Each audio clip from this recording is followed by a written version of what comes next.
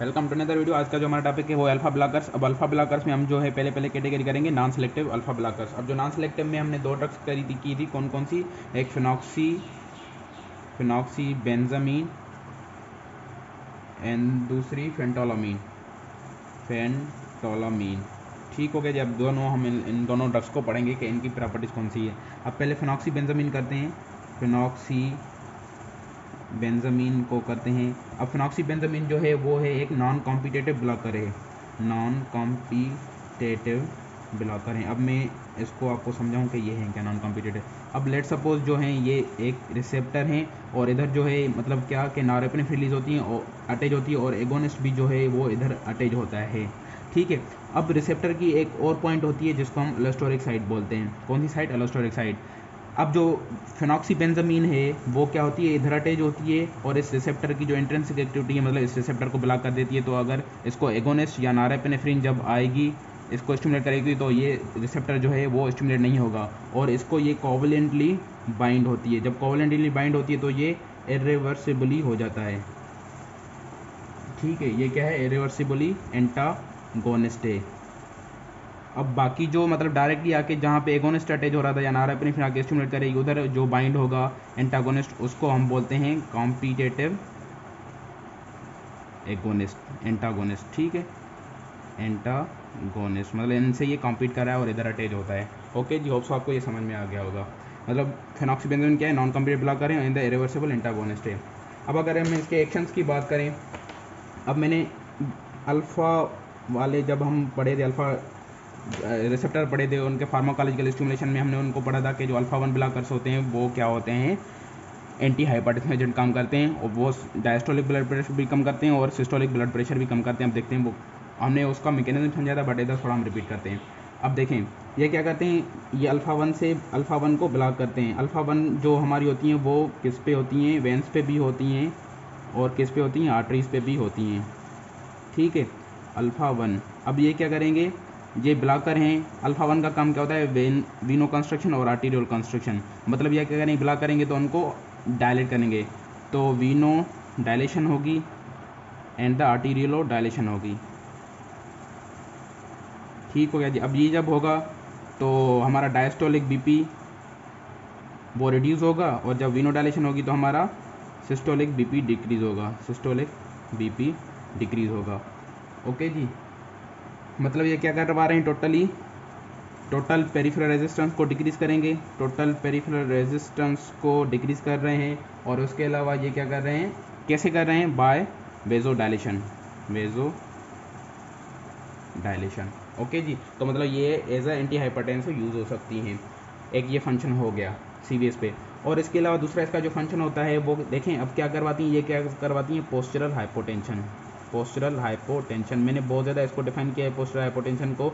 अब ये क्यों होता है? क्योंकि ये अल्फ़ा 1 ब्लॉकर को, अल्फ़ा 1 ब्लॉक कर रही है। जब अल्फ़ा 1 ब्लॉक होंगी तो जब हम उठेंगे बिस्तर मतलब बेड से उठेंगे तो जब हमारी सिंपैथेटिक फायर होगी तो वेन्स और आर्टरीज पे जो अल्फ़ा 1 है वो नॉरेपिनेफ्रिन को स्टिमुलेट नहीं कर पाएगी क्योंकि ये ब्लॉक कर रहे हैं ऑन रिसेप्टर अल्फ़ा 1 को, तो वो आर्टरीज और वेन्स कंस्ट्रिक्ट नहीं हो पाएंगी तो ब्लड प्रेशर हमारा शूट ऊपर नहीं करेगा बट क्या होगा, रिड्यूस होगा क्योंकि ये रिसेप्टर ब्लॉक हैं। तो पोस्टल हाइपोटेंशन ये काज करवाती हैं। याद रख लें, all those drugs which block the alpha 1 receptors are cause postural hypotension. ज़िंदगी भर याद कर लें, all those drugs which cause veno dilation या आर्टीरियो डायलेशन, उसमें पहली अल्फ़ा ब्लॉकर्स और दूसरी हम पढ़ेंगे सीवीएस में वो वीनो डायलेटर होती हैं, वो भी क्या करवाएंगी? पोस्चरल हाइपोटेंशन काज करवाएंगी। याद कर लें हमेशा के लिए।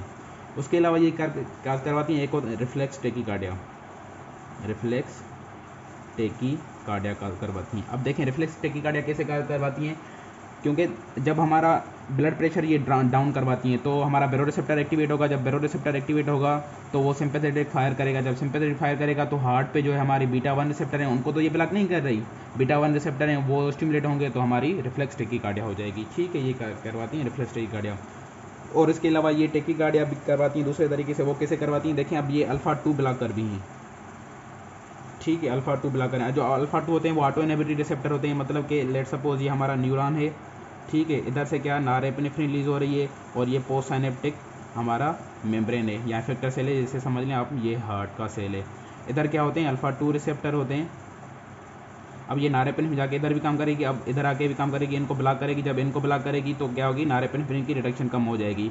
ये ऑटो इनहिबिटरी रिसेप्टर है, बट क्या है कि हमने फेनॉक्सीबेंजामीन दी है, वो इसको ब्लॉक कर रही है, किसको, इसको ब्लॉक करी। जब ये ब्लॉक होगा तो ये एक्शन नहीं करेगा, मतलब ये ऑटो इनहिबिटरी एक्शन इसका नहीं होगा, तो नॉरेपेनेफ्रिन का इनहिबिशन लूप खत्म हो जाएगा और नॉरेपेनेफ्रिन रिलीज होती रहेगी ज़्यादा। तो नॉरेपेनेफ्रिन इस पर काम करेगी तो सिंपैथेटिक बढ़ जाएगी, तो हमारी हार्ट रेट बढ़ जाएगा। हार्ट रेट बढ़ जाएगा मतलब टेकीकार्डिया, उसके अलावा कार्डिक आउटपुट बढ़ा देगी है हमारा।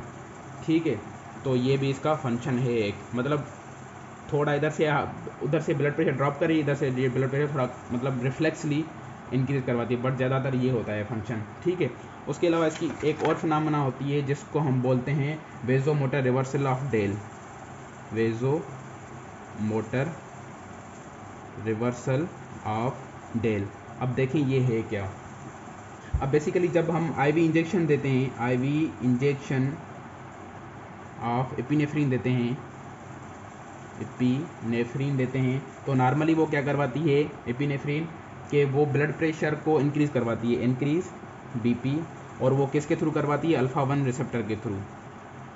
ठीक है, अल्फ़ा 1 रिसेप्टर पे काम करती है एपिनेफ्रिन, आपको पता है। तो जब कंस्ट्रक्शन होगी तो हमारी इनिशियली बीपी क्या होगी, इंक्रीज़ होगी। अब उसके अलावा आपको पता है कि एपिनेफ्रिन का बीटा 2 पे भी एक्शन है, किस पे, बीटा 2 पे भी एक्शन है। तो फॉलोड बाय क्या होगा, नॉर्मली जब हम एपिनेफ्रिन देते हैं, followed by prolong fall in BP. ठीक है, वो कौन से रिसेप्टर के थ्रू होते हैं, बीटा 2 रिसेप्टर के थ्रू, क्योंकि बीटा 2 क्या करवाते हैं, स्केलेटल मसल में डायलेशन करवाते हैं, तो बीपी हमारा ड्रॉप हो जाता है। तो पहले क्या होगी, एपिनेफ्रिन क्या करवाएगी, इंक्रीज बीपी करेगी थ्रू द अल्फा 1 रिसेप्टर, उसके बाद प्रोलॉन्ग बीपी को फॉल होगा वो बीटा 2 रिसेप्टर के थ्रू। अब देखें क्या होगा कि इन केस अगर हमने पहले क्या की, अल्फा ब्लॉकर दे दिए, पेशेंट को अल्फा ब्लॉकर दिए, उसके बाद हमने एपिनेफ्रिन इंजेक्ट किया उसमें, तो एपिनेफ्रिन कैसे काम करेगी, वो क्या करेगी, देखें अब जब हम अल्फा ब्लॉकर दे दें तो ये फंक्शन जो है इसका ख़त्म हो जाएगा। जब ये फंक्शन ख़त्म हो जाएगा तो इनिशियली बीपी इंक्रीज़ नहीं होगी। फिर क्या होगा कि जब हम अल्फा ब्लॉकर के साथ एपिनेफ्रिन देंगे तो डायरेक्टली वो क्या होगी, फॉल इन बीपी होगा। जब फॉल इन बीपी होगा तो इस मैकेनिज्म हम बोलते हैं vasomotor reversal of Dale. Okay जी, ये होप सो आपको समझ में आ गया होगा। उसके अलावा अगर हम थेरापेटिक यूज़ की बात करें इसकी, फेनॉक्सीबेंजामीन की, तो ये 2 कंडीशन में यूज़ होती है, किसमें, एक फियो क्रोमोसाइटोमा। अब फियोसाइटोक्रोमा क्या होता है कि ये ट्यूमर होता है एड्रिनल ग्लैंड का, जहाँ से एड्रिनल ग्लैंड का मेडुला का, और जहाँ से कैटेकोलामाइन से एपिनेफ्रिन बहुत ज़्यादा रिलीज़ होती है, तो हमारा बीपी बहुत ज़्यादा बढ़ जाता है, शूट करता है बीपी ये फियोसाइटोक्रोमा में। तो हम ये जो है अल्फा ब्लॉकर देते हैं, जैसे हमारा अल्फा रिसेप्टर को ब्लॉक करें तो हमारी ब्लड प्रेशर इंक्रीज ना हो। उसके अलावा हम ये रेनॉल्ड्स डिजीज़ में भी देते हैं, रेनॉल्ड्स डिजीज़ में भी देते हैं। अब रेनॉल्ड्स डिजीज़ क्या है, रेनॉल्ड्स डिजीज़ में बेसिकली होता है क्या, जो हमारी एक्सट्रीमिटीज़ की जो स्किन की जो वेजल्स हैं वो क्या हो जाती हैं, कंस्ट्रिक्ट हो जाती हैं, तो उनमें जो ब्लड फ्लो है वो कम हो जाता है, खास करके स्ट्रेस के दौरान और कोल्ड के दौरान, मतलब सर्दियों में हमारी जो है ना वो आर्टरीज, किसी पेशेंट में आर्टरीज वो कंस्ट्रिक्ट हो जाती हैं, तो ब्लड फ्लो कम हो जाता है, तो वो नेक्रोसिस में चली जाती हैं आर्टरीज, तो उनमें भी हम डिस्टल लिम्स जो है ना नेक्रोसिस में चली जाती हैं, तो उनमें हम उन पेशेंट्स में हम अल्फ़ा ब्लॉकर देंगे, क्योंकि दे सकते हैं क्योंकि उनकी जो है ना आर्टरीज स्किन की वो उस पर अल्फ़ा 2 होते हैं, तो वो डायलेट होंगी, जब डायलेट होंगी तो ब्लड फ्लो मेंटेन रहता है, रेनॉल्ड्स डिजीज़ में देंगे। उसके अलावा दूसरी ड्रग है इसमें हम बात करें तो दूसरी ड्रग कौन सी है, फेंटोलामीन।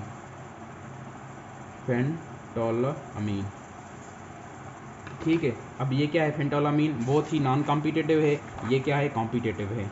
ठीक है, कॉम्पिटिटिव का मैंने बता दिया आपको, कॉम्पिटिटिव एंटागोनिस्ट है, मतलब ये क्या है, रिवर्सिबल है, वो इरिवर्सिबल थी, रिवर्सिबल है ये।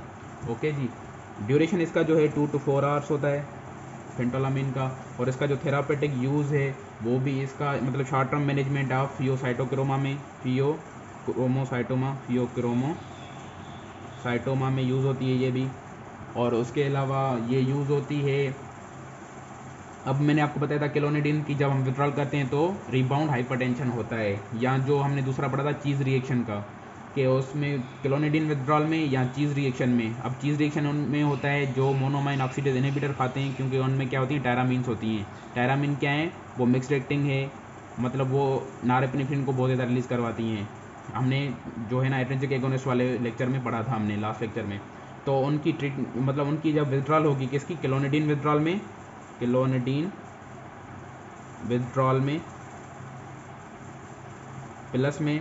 अब क्लोनिडिन क्या है, अल्फा 2 एंटागोनिस्ट है, ठीक, सॉरी क्लोनिडिन क्या है, अल्फा 2 एगोनिस्ट है, एंटागोनिस्ट नहीं, अल्फा 2 एगोनिस्ट है। तो वो क्या करवा रही थी, वो प्रीवियस वीडियो में हमने किए थे कि वो हाइपरटेंशन को रिड्यूस करवाती है। जब हम क्लोनिडिन को विड्रॉल करते हैं तो रिबाउंड हाइपरटेंशन हो जाता है, जिसका मैकेनिज्म मैंने प्रीवियस वीडियो में बता के रखा है, आप उधर देख लें। उसके अलावा चीज़ रिएक्शन में, चीज़ रिएक्शन में इन दोनों में क्या होती हैं, अगर रिबाउंड हाइपरटेंशन हो तो उनमें ये हम देते हैं फेंटोलामीन, ठीक है। इन दोनों में हाइपरटेंशन इनको ख़त्म करने के लिए, हाइपरटेंशन को ख़त्म करने के लिए हम फेंटोलामीन देते हैं। उसके अलावा तीसरा इसका यूसेज जो है वो है antidote overdose of alpha agonist. अब जब अल्फ़ा एगोनिस्ट का मतलब ओवरडोज हो गया तो उसमें एंटीडोट, जाहिर सी बात है ये एंटागोनिस्ट है तो इस वजह से। अब साइड इफ़ेक्ट की अगर बात करें हम, most commonly side effect in non selective alpha blocker में कौन सा होगा, दो होते हैं। एक होता है आर्थोस्टेटिक हाइपोटेंशन, आर्थोस्टेटिक हाइपोटेंशन, और उसके अलावा रिफ्लेक्स टेकीकार्डिया, रिफ्लेक्स टेकीकार्डिया होता है। अगर हम जनरली बात करें सब अल्फ़ा ब्लॉकर्स की तो उसमें एजैक्यूलेशन डिस्फंक्शन भी होता है, वो हम नेक्स्ट वीडियो में करेंगे जब हम अल्फ़ा 1 के साइड इफेक्ट देखेंगे, बेसिकली जो अल्फ़ा 1 ड्रग्स होती हैं उनके साइड इफेक्ट। बट इनके जनरली अगर हम बात करें जो नॉन सेलेक्टिव में, तो orthostatic hypotension and reflex tachycardia most commonly है साइड इफेक्ट। ओके जी, अब नेक्स्ट वीडियो में हम करेंगे सिलेक्टिव अल्फ़ा 1 की और अल्फ़ा 2 की जो सिलेक्टिव ड्रग्स हैं वो करेंगे। होप सो आपको ये सारी समझ में आ गई हो इनके यूसेजेस। तब तक के लिए अल्लाह हाफिज़।